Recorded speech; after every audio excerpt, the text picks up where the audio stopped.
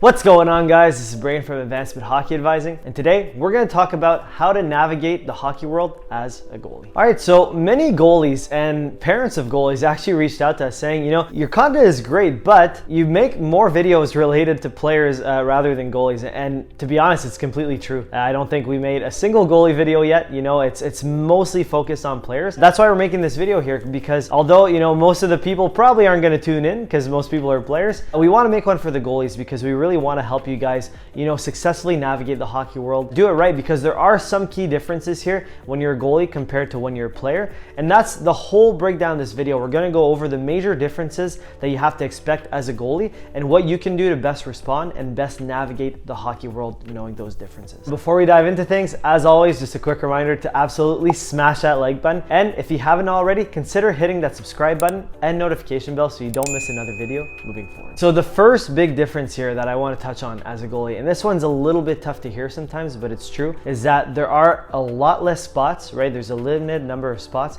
so you have to be that much better. Unfortunately, players, as the ranks go up, players can get away sometimes sneaking out on the third line, the fourth line, whatever, and they don't always have to be that good, right? They can sneak out on a team. A goalie, it's pretty black or white. You really have to be that good because there's only 2 to 3 spots on each team. So you really have to be that stellar. You have to have the mindset saying, I have to be so good that they can't ignore me. It's important for players too. You want to have this mindset to make, to keep moving up the ranks, to keep moving up the leagues and everything. But for goalies, it applies that much more because of the limited, supply there. There's a high demand for goalies, a lot of goalies, that are playing, and there's just a lower number of spots. And unfortunately, that's just the reality when you're a goalie. So you have to be so good that they can't ignore you, right? You have to have an awesome mindset, okay? You have to have that mindset. You have to clutch in key moments. Your technique has to be on point. You have to be in the best shape out of everyone, and so on and so on. You just have to be stellar, okay? That's the mindset that you have to have, because if you don't, I'm just being honest here, you're gonna fall through the cracks due to a limited number of spots, okay? For example, there's only 60 or 60-ish NCAA D1 teams, right? For those teams, there's only 3 goalie spots, right? So if you do the math, I'll do it real quick, I'll probably mess up, but it's about 180 goalie spots. Whereas players, it's so much more than that. There's so much more potential and room for a player to get an NCAA D1 commitment. So it just puts in perspective that for goalies, limited number of spots, so you have to be that good to really make it. Second thing here that we want to touch on is that prioritizing playing time is even more important as a goalie. And here's what I mean by this. As players, we always tell players, go where you're wanted, go where you're gonna get playing time. That's the general rule of thumb. But for some players, sometimes, let's say you're 18 years old or you're 17 years old and you have the opportunity to play in a great junior team and you start on the third line and grind it out, that's fine, okay? For some players, that's a circumstance they go and they get not as much playing time as they would if they stayed back, but they're ready to make that jump and to start building their ranks in the junior world. Whereas a goalie, that's almost never the case. I would say for goalies, you want to prioritize getting some reps in, getting some games in, and just developing overall. You don't want to be a number 2 or a number 3 goalie and not play at all. There's some rare circumstances where you could do that, but for the most part, as a goalie, you really want to prioritize playing time. You don't want to be number 2 or number 3. It's very, very important to do this. Because of that, it's normal for goalies to kind of be behind regular players and where they're playing for here. Let's say a player goes when they're 18 to play junior hockey in, let's say, the CCHL. The goalie that could be of equal skill, let's say, or equal caliber, might play in a league like the EHL or the USPHL Premier to start. They're a starter there and they kill it, and then the next year they go to the CCHL or something.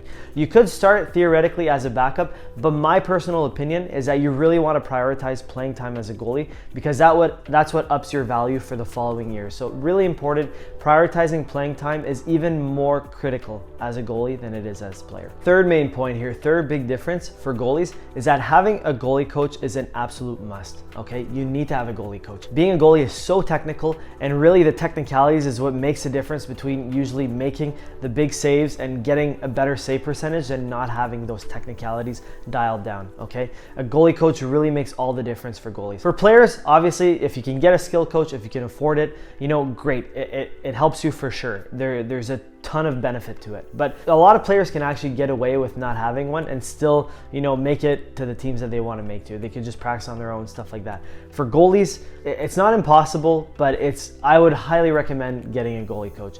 It just makes your life so much easier. You have a coach giving you constant feedback on your technique, on how you can improve, how you can get better and stop more pucks at the end of the day. And you're gonna see more shots that way too. You're gonna get some reps in. It's pretty tough to practice as a goalie if you don't have people shooting on you, if you don't have someone continuously giving you feedback, right? So I would say, I know not everybody can afford getting a skills coach, but if you can, look for teams that have goalie coaches. Usually they do. Almost every organization, they have goalie coaches when you get to a certain age. It's just really important to look for that because you need that constant feedback. And it's so important because like we talked about, there's a limited number of spots as a goalie, right?